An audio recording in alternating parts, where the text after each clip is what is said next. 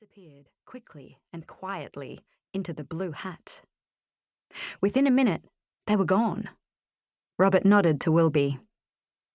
The man put his hand up to the red hat, but froze when he heard the tinkling of the shop bell.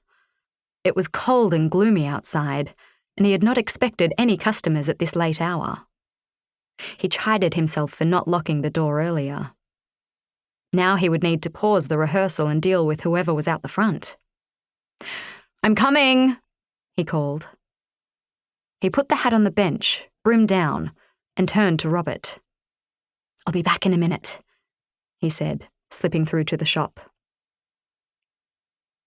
The customer could not have been more different from Bert Wilby if he tried. His frame was tall and slender. Dark hooded eyes made his expression difficult to read. There wasn't a skerrick of hair on his head, and a styled moustache masked his sly smile. He had already seen the thing he wanted when Wilby came through from the back room, but pretended to be still browsing, glancing at the books and boxes of tricks. "Good evening," said Wilby. "How can I help you? Are you looking for a birthday gift, or perhaps you're learning to be a magician yourself?" The man turned around.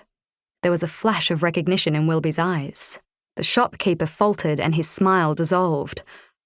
"Reynard!" "I need a hat, old chap," said Reynard. "Silly of me to leave mine on the train on such a cool night." "You should try Wesley's Menswear, a little way down the high street," said Wilby sharply. "I don't sell hats."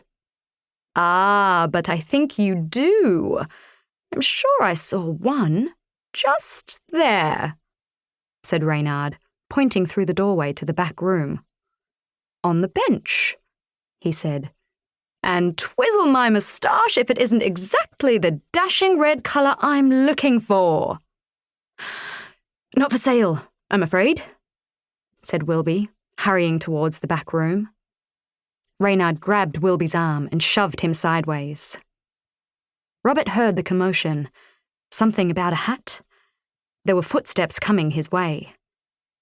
He slid the blue hat into a corner and turned it over, brim down. This was no time for the rabbits to wander out and roam around.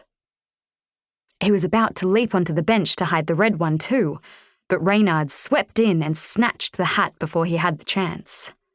The man checked the label inside.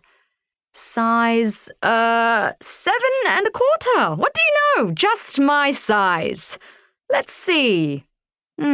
What about £50, my dear Wilby? Or an even 100. Would that be enough to buy this marvellous Marvello? Maybe it's something money cannot buy. Perhaps. I'll just steal it then." Wilby grabbed at the hat, but like a young boy trying to retrieve his stolen cap from a school bully, he bobbed up and down and swiped the air in vain as Reynard held it high. Then, in one swift movement, the thief dropped the hat onto the bench and bear-hugged Wilby, strapping his arms to his sides. The shopkeeper kicked and wriggled. "Let me go! Let me go now!" he cried. There was a half-sized door leading to a cellar. Reynard kicked it open and pushed the shopkeeper down the steps. Before Wilby could work out exactly what had happened, Reynard slammed the cellar door shut and turned the key. Clunk! Across went the barrel bolt. Reynard waited a while, expecting some shouting or banging on the door or fumbling at the lock, but he heard nothing. Perhaps he had stunned Wilby.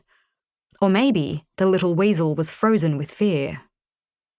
Either way, Reynard felt rather pleased with himself. He'd handled the situation well, and he had what he came for. He had the Marvello hat. He went to pick it up, but something caught his eye. A diamond-shaped mirror hanging on the wall. Reynard walked over to it and took a moment to admire the devilishly handsome face reflected there. Oh, look at its elegant shape and its unforgettable features. He started to imagine it on billboards, larger than a London bus, and on the balconies of West End theatres, surrounded by sparkling lights.